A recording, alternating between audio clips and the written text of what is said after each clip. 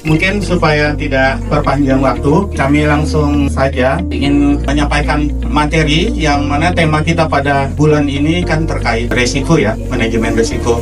Dan bahwa kami juga memang sudah melakukan proses manajemen resiko. Dan tahapannya itu tentu diawali dengan penilaian risiko. Ada identifikasi risiko, analisa risiko, dan evaluasi risiko.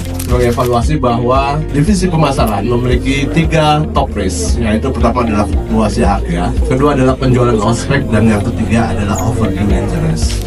Demikian dari saya, wassalamualaikum warahmatullahi wabarakatuh.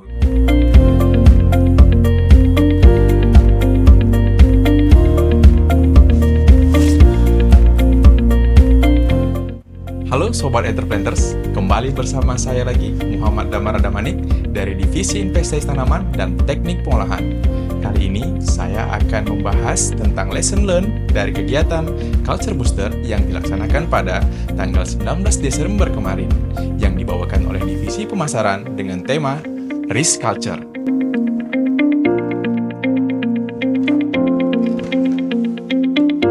Proses penentuan risiko dimulai dari penentuan konteks yang diikuti penilaian risiko melalui analisis, evaluasi, dan identifikasi.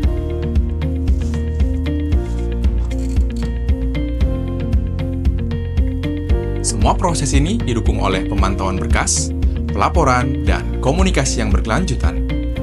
Dapat kita lihat pada heat map inherent sebagai besar risiko pemasaran berada di area sedang hingga tinggi.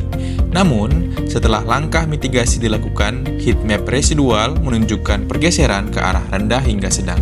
Ini membuktikan bahwa pengendalian risiko di divisi pemasaran berjalan efektif dan terjaga dalam batas yang dapat diterima. Tahukah kamu, ada 3 risiko yang dikelola divisi pemasaran.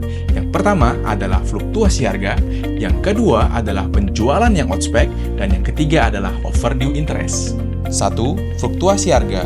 Fluktuasi harga dipengaruhi kondisi global dan kebijakan pemerintah yang berdampak pada margin keuntungan. Kedua, penjualan outspec. Penjualan outspec adalah memerlukan koordinasi lintas unit agar kepercayaan pelanggan tetap terjaga. Ketiga, overdue interest. Overdue interest adalah keterlambatan pembayaran yang dapat mengganggu arus kas perusahaan. Sebagai kesimpulan, pelajaran dari lesson learned kali ini mengingatkan kita bahwa budaya risiko bukan hanya soal angka, melainkan sikap proaktif dalam setiap tahapan kerja.